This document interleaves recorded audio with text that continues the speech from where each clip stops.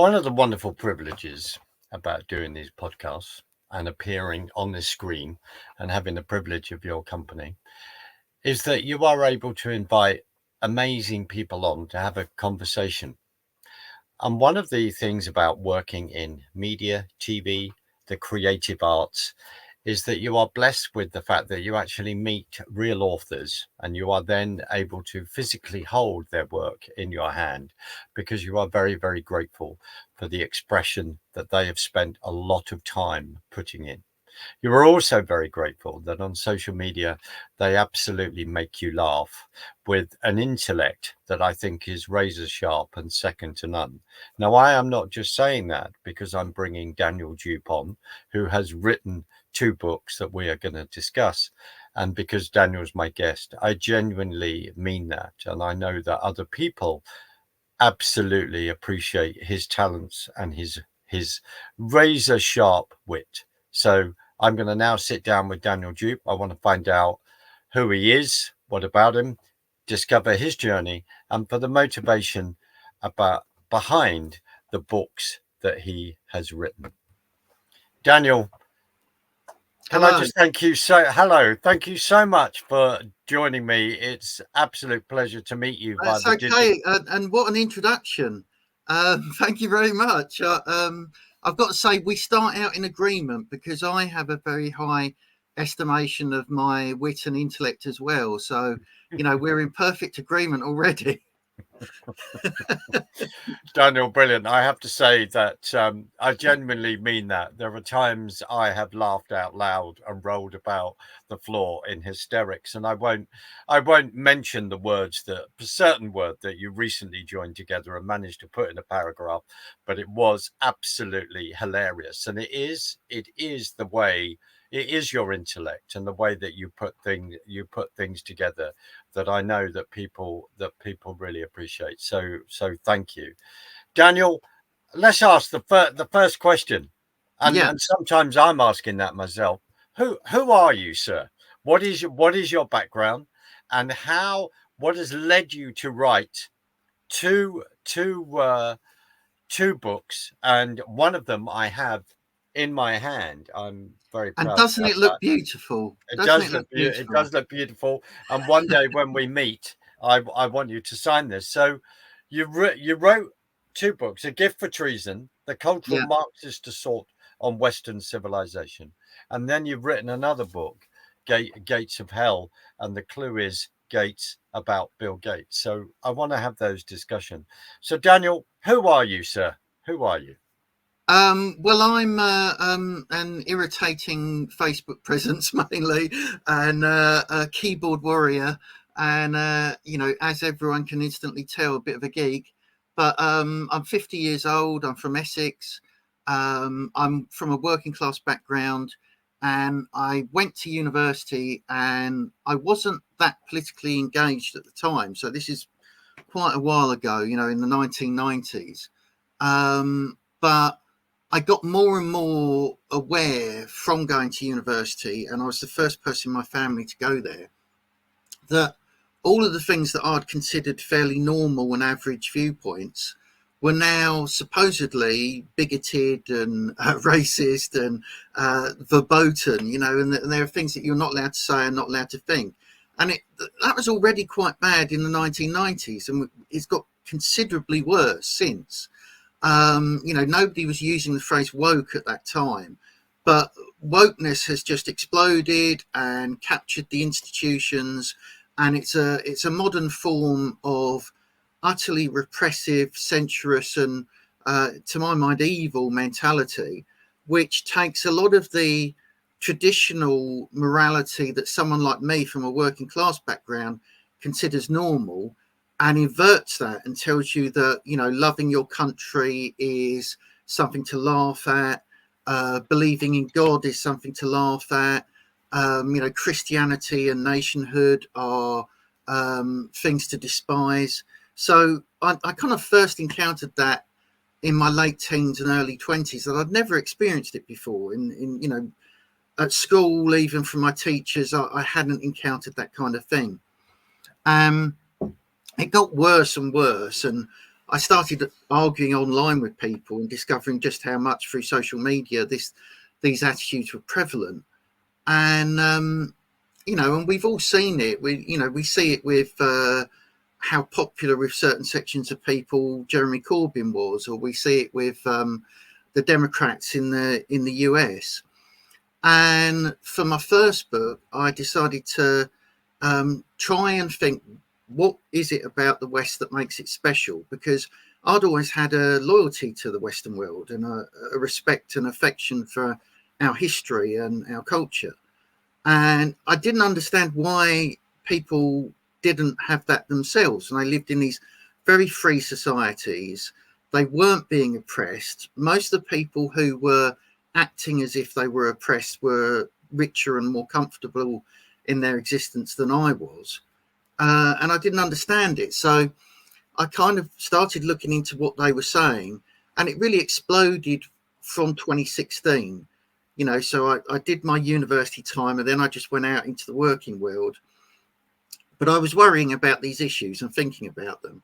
And then I did kind of fairly normal. I didn't go into the academic world, although I trained for that, because I didn't have the money and connections that you need really to get into an academic career these days.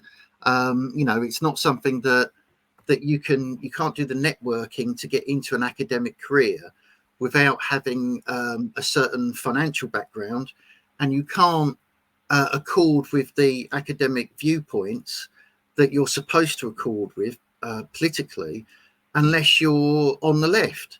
So there was this odd combination of you've got to be left wing and you've got to be wealthy.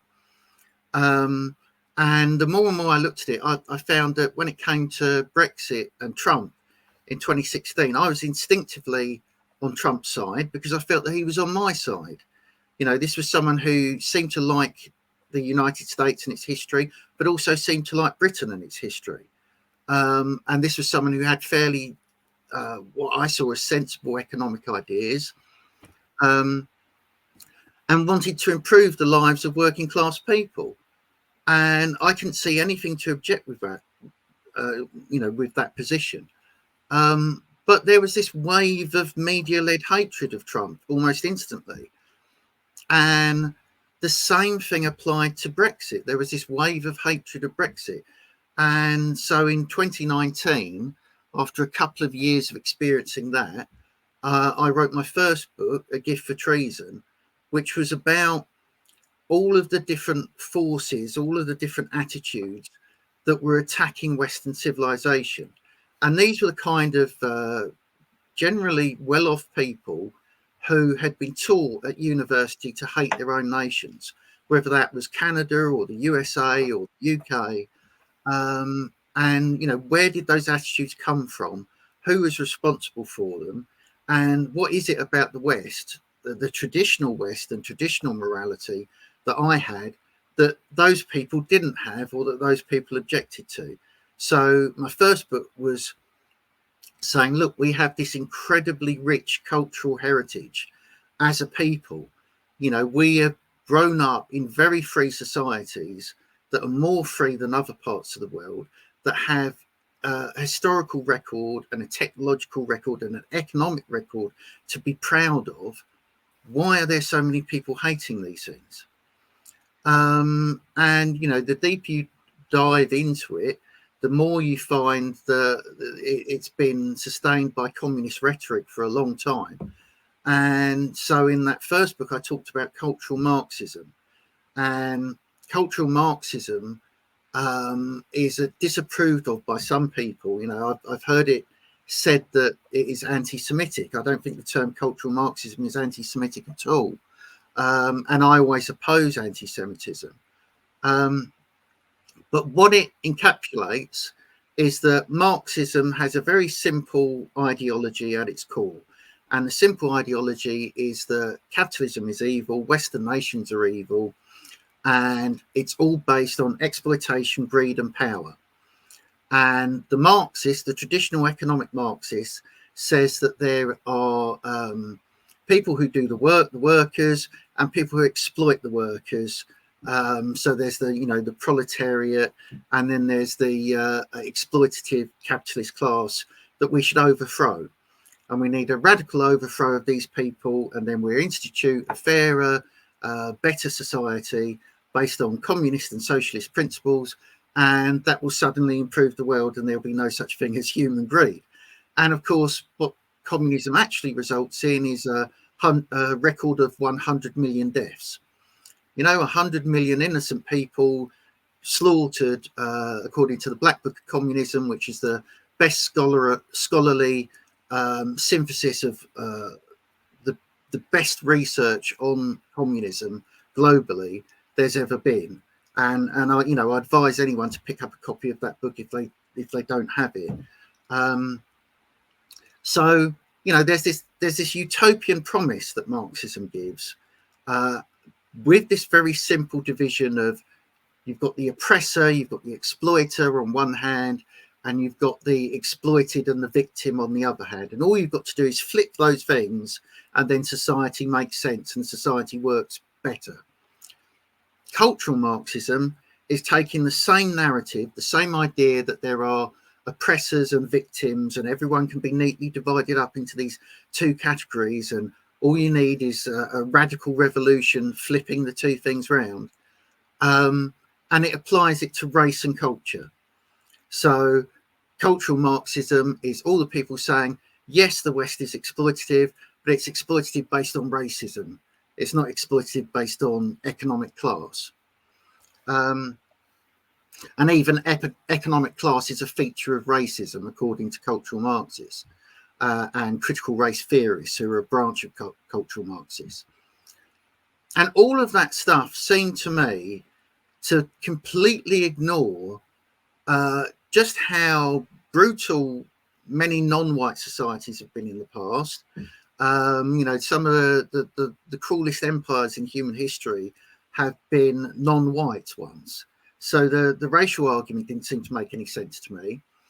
Some of the most hierarchical and class-driven societies are in the ancient world, and they're nothing to do with capitalism, essentially, as we understand it today.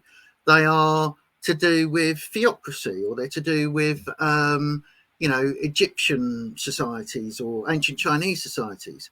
So this reductive idea that Western civilization is particularly bad, Western civilization invented things like slavery, and Western civilization invented capitalism, and that all of those things are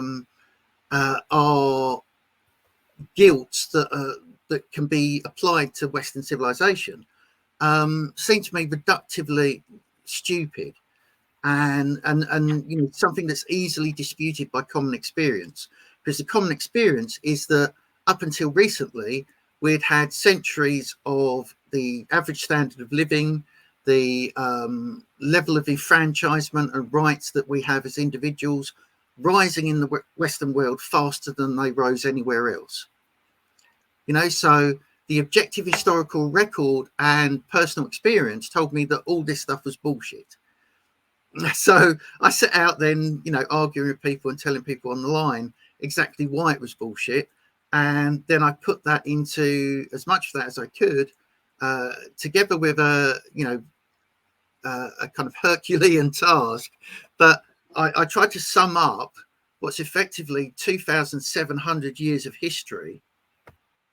That's the Western heritage. It goes right back to the late Bronze Age collapse of civilizations and the Trojan War. We're culturally referencing those things still. And we have that as part of our cultural heritage, along with the Judeo-Christian heritage, which stretches back 2,000 years and more, if you can consider just the Judaic part of it. So, yeah, I tried to summarize what the West is, why it's valuable, and why these people are attacking it. And that's the focus of the first book. Daniel, what did you study? What did you study at university? I did. Well, I got involved in American politics and literature quite early, um, which is why I still talk about the American situation and what's happening in America quite a lot, as well as having some family over there now. Um, but my first degree was English and history, Right. and then I did a BA, which was on American literature, and then I did a PhD, which was focusing on Edgar Allan Poe. So a lot of reading and thinking about 19th century America. Brilliant. So that has given you a grounding, and of course, I know Essex extremely well. Um, American viewers may not, but you have described that brilliantly.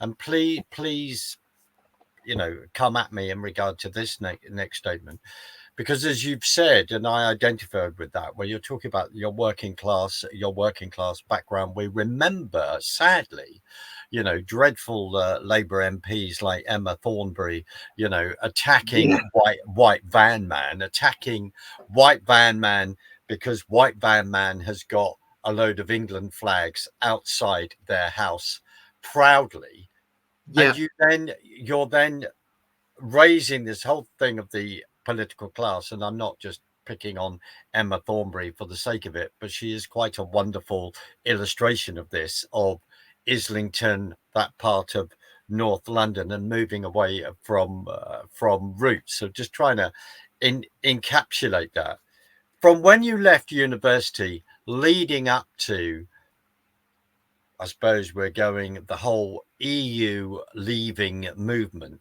and then eventually UKIP, 2015, 4 million votes, one MP, I think Carswell, and then the yeah. pressure. A wonderful first past the post system working effectively there. Go on, your thoughts, your thoughts. Well, it's about the disenfranchised. The white working class in particular, but also non-white working class people generally, are entirely disenfranchised in the system we have at the moment. So, our history, the whole of Western history, has been about being unusually good at spreading enfranchisement and doing it earlier than other civilizations did, and being, spreading the rights and the political engagement as far as possible. And we were very good at that, and we had this inheritance of high levels of both freedom and political engagement if we wanted it. We had the free choice to, right, I'm going to get politically engaged, and I might have the capacity to have some say. What we saw with Brexit and with Trump in 2016 was the people who had always kind of quietly possessed the majority of the power, suddenly deciding that they were no longer going to accept people like me having a say, and people like the trucker or the plumber who votes for Trump in America having a say. And what they would do is, rather than kind of rig the system through personal connection and through just having certain advantages in life because you're born wealthier, they were going to rig the system through deliberately denying democratic votes. And that's what they did. That's what they did. They did everything they possibly could. The elite, I mean, and their kind of organs of power that they had taken over, that are supposed to be serving everybody. But I'm talking about things like, the FBI and the Justice Department in the US, or the media, who are supposed to be objectively holding whoever happens to have power to account, and then became rabid partisans for one side of politics, and only pressing that side of politics because that was the side favoured by the elite. All of the kind of mechanisms that we'd built up to give ordinary people a say and to give them a level of engagement in political decision making, however minute that is. You're one little vote amongst millions. At least you had that vote, and you had free and fair elections that I believe weren't being rigged as a commonplace. There were certainly things that went on. The more you look into it, you find out that there are cases where Democrat politicians had the machines in place in cities like Detroit, from the early 20th century. And there's been political corruption for a long time, and there's been very wealthy people managing the system to their benefit, of course, through all history. But it got so incredibly blatant in 2016, because in 2016 we saw that the majority of people in Britain wanted to be free of the EU, and that was that wasn't a rigged vote. That was a vote they tried to rig against Brexit. So it wasn't rigged in favour of Brexit in any way. The whole political establishment, effectively, apart from a handful of individuals, came out and said that we'd have economic ruin, we'd have disaster, trade would stop, government resources, state money was spent by the then Conservative government back in the Remain argument, sending leaflets to every household. And, I thought then they've offered us this vote, but they're trying to rig it as it goes along. And then once the vote went through and we won against all expectation, they then said, essentially, well, this is something that poor and powerless and unimportant people want, and we're going to ignore them. You immediately saw people working to get us back in the EU. You saw the House of Commons in chaos with the Speaker of the Parliament, John Bercow at the time, doing everything he could to rig votes against Brexit. And you saw that the people who are supposed to be enforcing fair rules of fairness and enforcing a democratic accountability to all this were partisan actors who were benefiting from rigging it one way. And that's exactly the same that happened with Trump in 2016. He managed to win despite the game being rigged against him and against the ordinary people who wanted to vote for him. There was electoral fraud against Trump in 2016, but the vote for Trump was so unexpectedly large that they couldn't do enough of it. And then what they did, they did things like they spied on Trump. They had, really dodgy Pfizer warrants to spy on him. And this was, all stuff that Obama signed off on and that was agreed by the Obama administration. They were spying on a candidate for president. And then they carried on spying on him whilst he was president. That's even more astonishing. And, they put in place this massive system of electoral fraud. There's the hilarious, clip where Biden in his senile dementia accidentally says that we've created the biggest system of fraud you've ever seen. So they were outright saying it. And then there's the Times Magazine article after 2020 that came out and said, we manufactured the result and we set up all these organizations that would bolster our vote and reduce Trump's vote, but we were fortifying democracy. That's how they put it in the famous Time Magazine article. It's fortifying democracy to get all these institutions of power, including the American equivalent of the CBI, and to use all of them against one candidate that's supposedly democratic. There was the Dominion machines, which it's been proven in court, by the way. It's been proven in court that those machines could be hacked in minutes. And they don't even need to be hacked, because if you're an operator of that machine, if you're allowed to be an operator of a machine, the technical manuals for it tell you how to weight votes. all of the grounds on which Trump contested 2020 were legitimate. It was a vote that went to Trump in reality, and they just blatantly stole an election. And then all of the supposedly neutral or objective or legal verifiers of an election were already in on the steal, and including Republicans like Bill Barr. Bill Barr refused to do any investigation of electoral fraud and immediately told everyone that he had authority over to stand down and not investigate electoral fraud. The Supreme Court, we know, refused to hear cases on grounds of standing.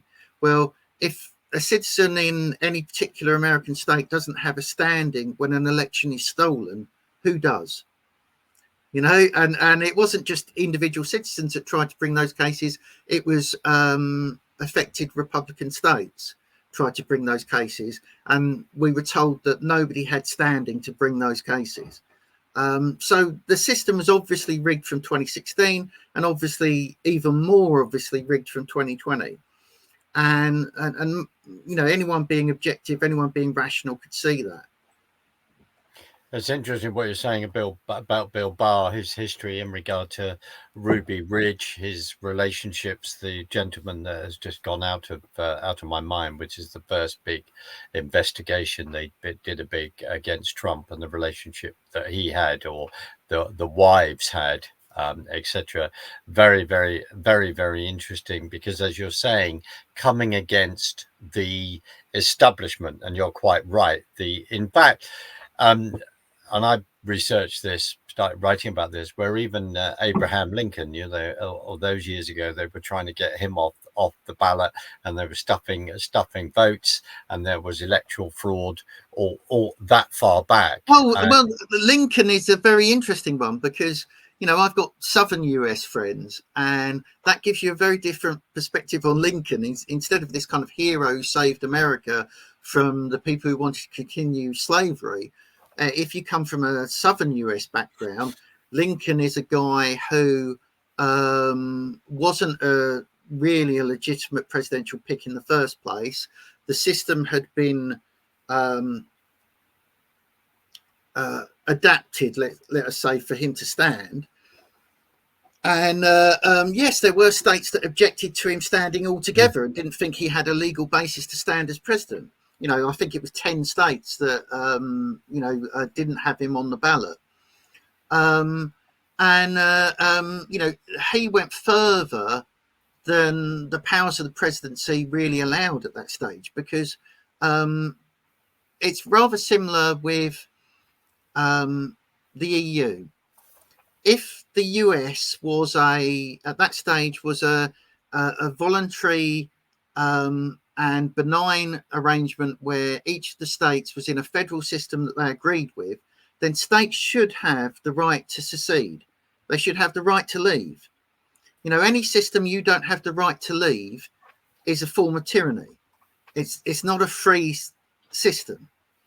And if a state can't secede from the United States of America, then the United States of America is not a country with freedom.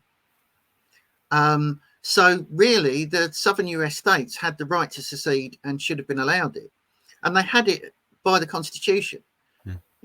The Constitution would have allowed them to leave without a war.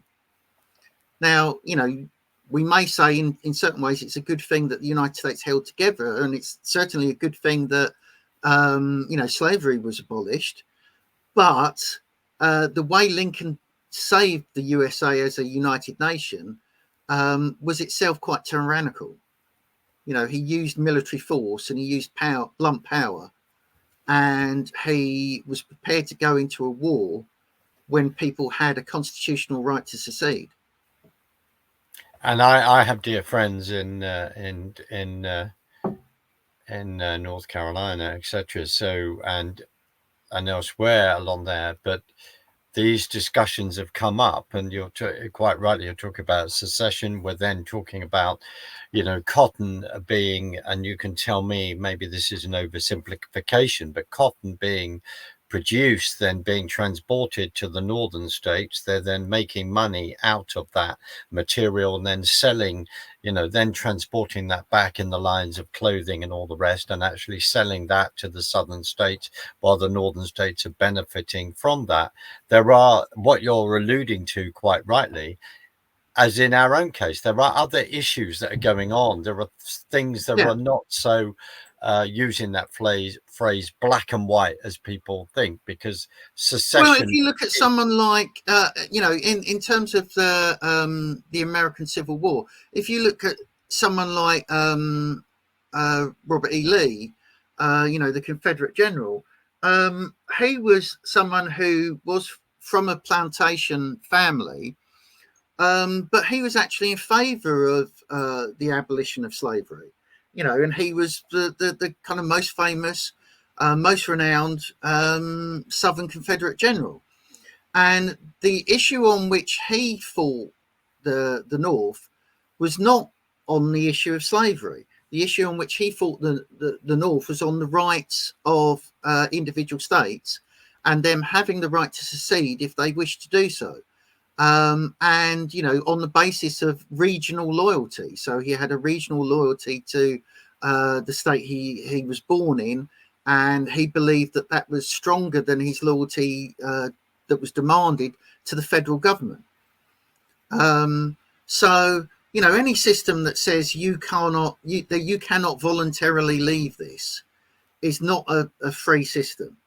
And it's similar with the EU. Yes. We're supposed to have joined a voluntary organization of nation states, combining some of their resources and combining some of their efforts and aligning their laws willingly and voluntarily. And yet we saw that when people said, well, actually, this isn't working for us, and in, nearly half a century of membership, generations of people didn't have a say in that.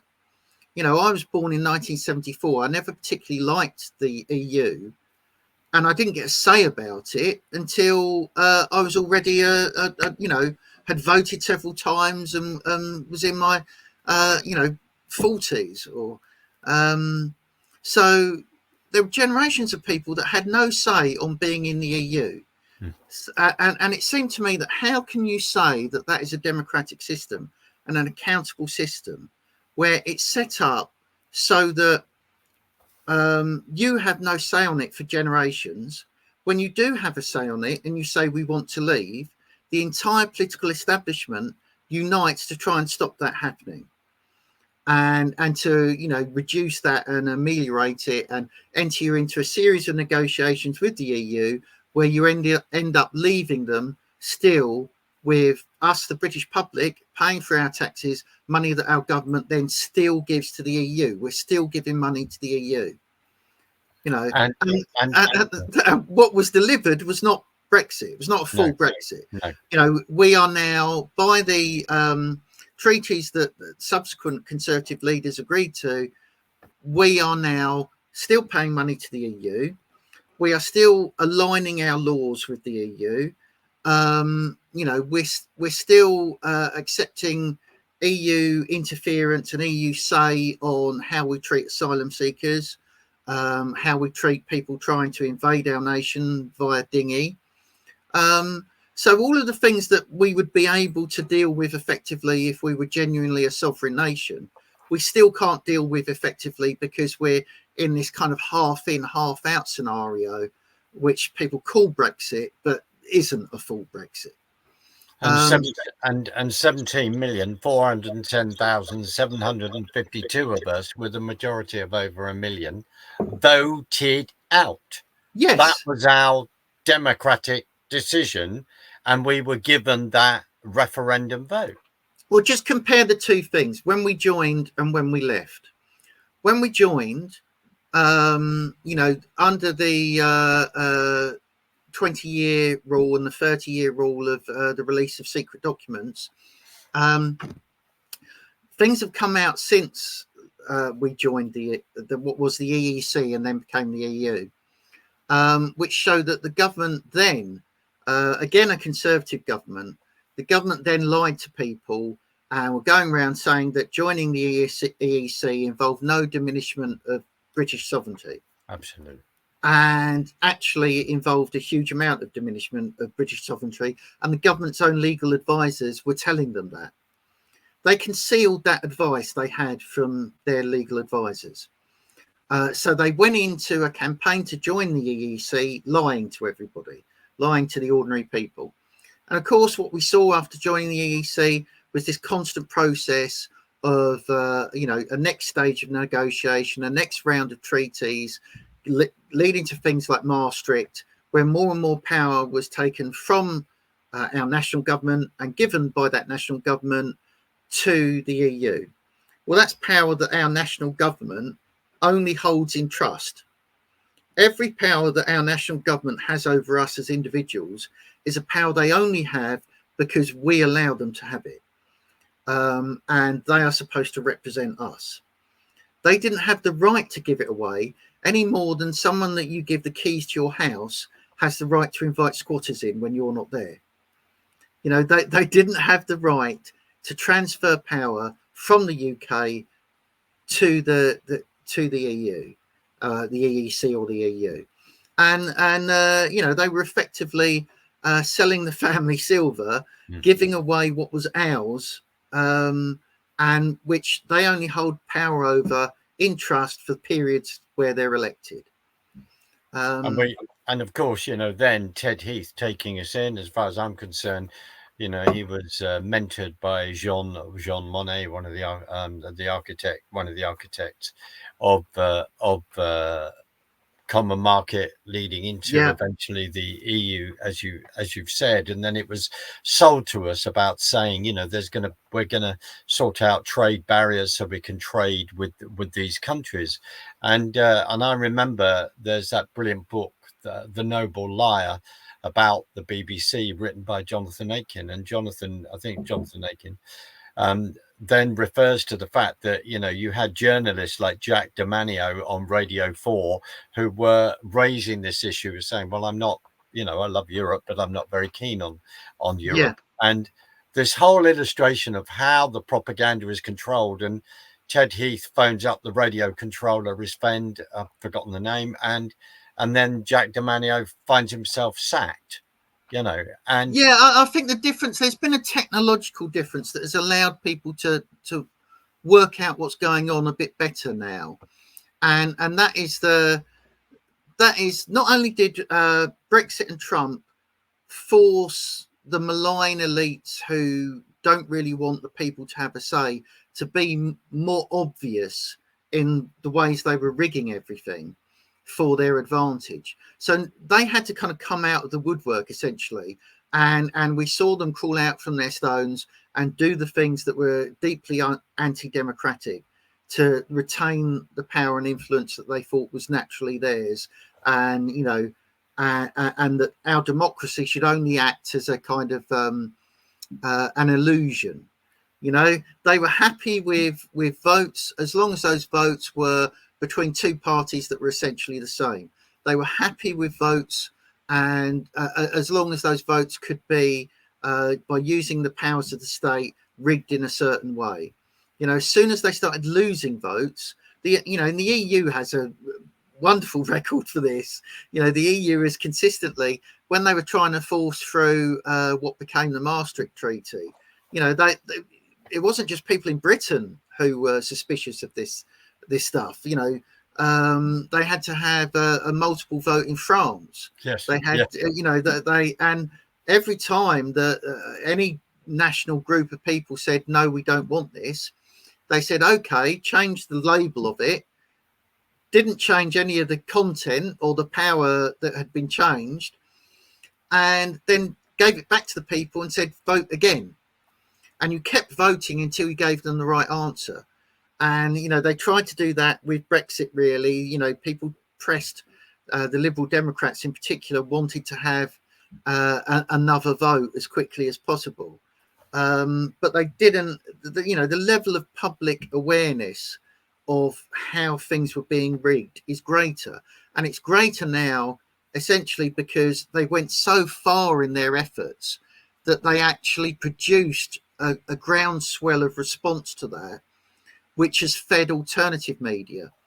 And the fact that we can discuss like this here, the fact that Russell Brand has a channel and can have a channel, or Steve Bannon in the US, and all the alternative media only exists because the malign elites entirely captured mainstream media. There's 5 or so companies that own virtually 99% of the mainstream media and legacy media world. Every newspaper is linked into a group that is essentially controlled by 5 companies.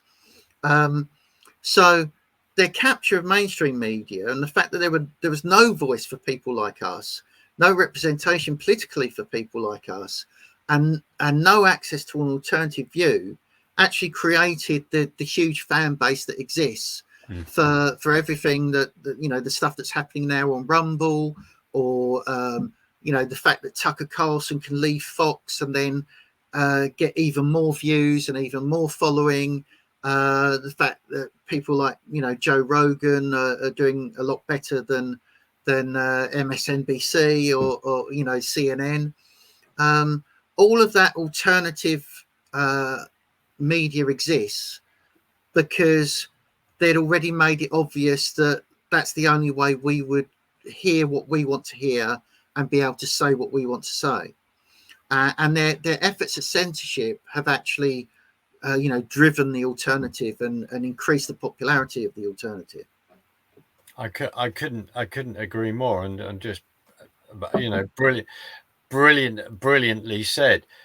Daniel, I'm also conscious of time, and I want to do justice to your other book. And the other thing is that, God willing, I'd love you to come on again and us to continue an amazing conversation, because you've just laid that out brilliantly in regard to the southern states. We look at what happened in Europe, and even though there might be, that historical years distance, but that is actually when we voted on the 23rd of June, I think 2016, with all that majority vote, when we saw people so determined to get out of their house and walk to the polling stations to exercise that vote. We know at that time that spurred on Bannon and spurred on the Trump campaign. We know that it's suddenly this populist, and they can't stand that. They can't stand that word, populist. Isn't it? So doesn't it tell you everything that populist for these people, for the elites, is an insult? And for the mainstream, the legacy media, populist is an insult. Well, the fact that you're popular, shouldn't that be your democratic aim? Shouldn't you be trying to be popular?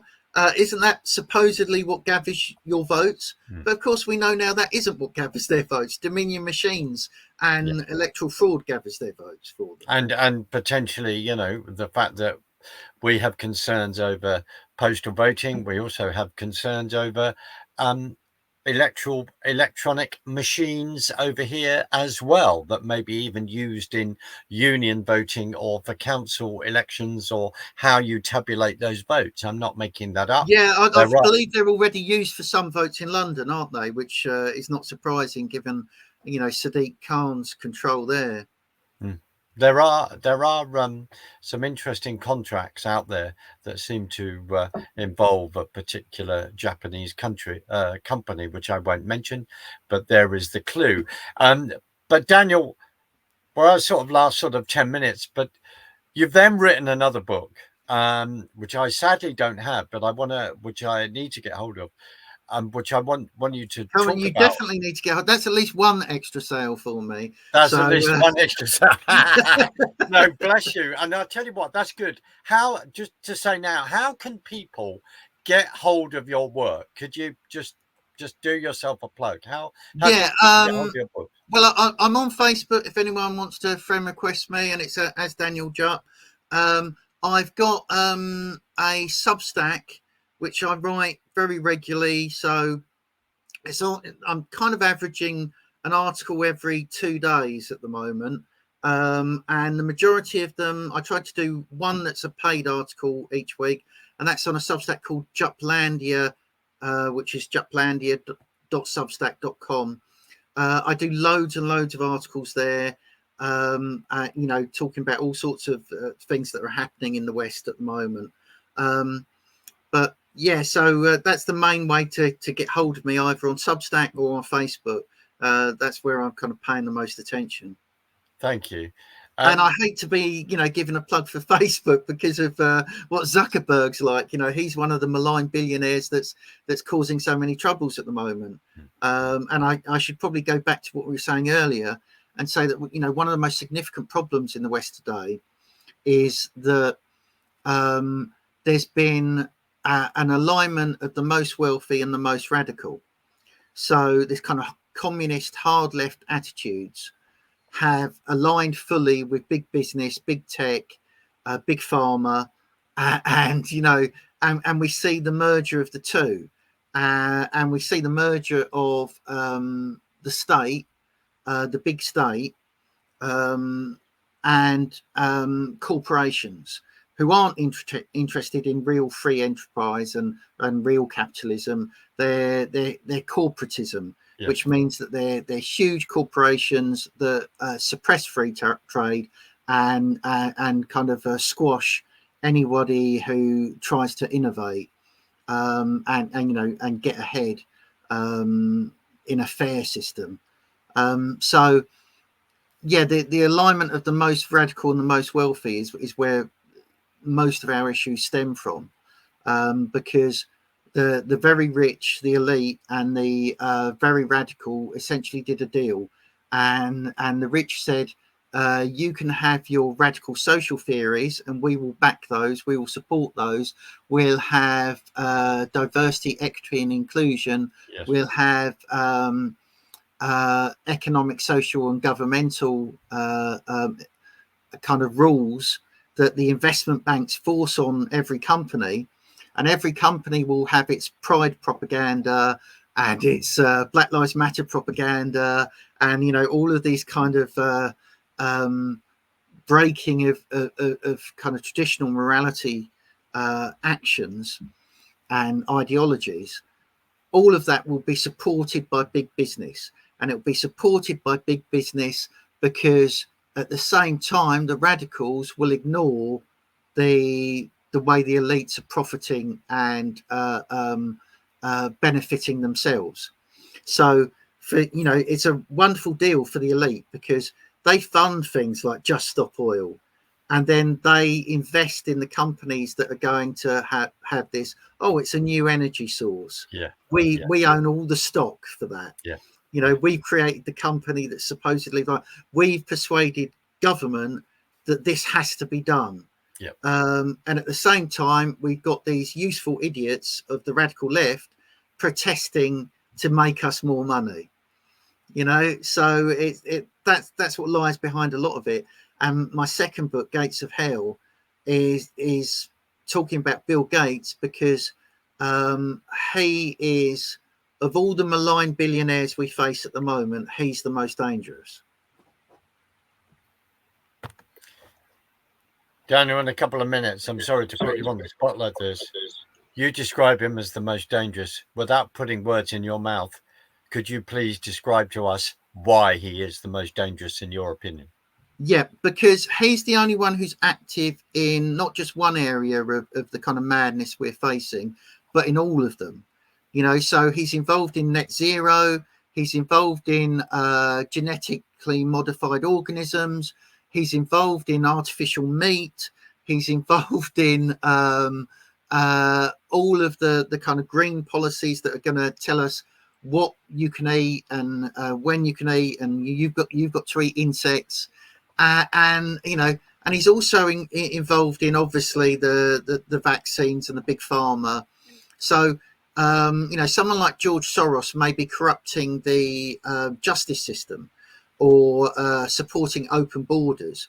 Well, Bill Gates does both of that. Someone like Zuckerberg might be helping censorship and being the kind of outsourced censorship wing of the Democratic Party in the US. Well, Bill Gates is funding the legacy media organizations to huge amounts of money.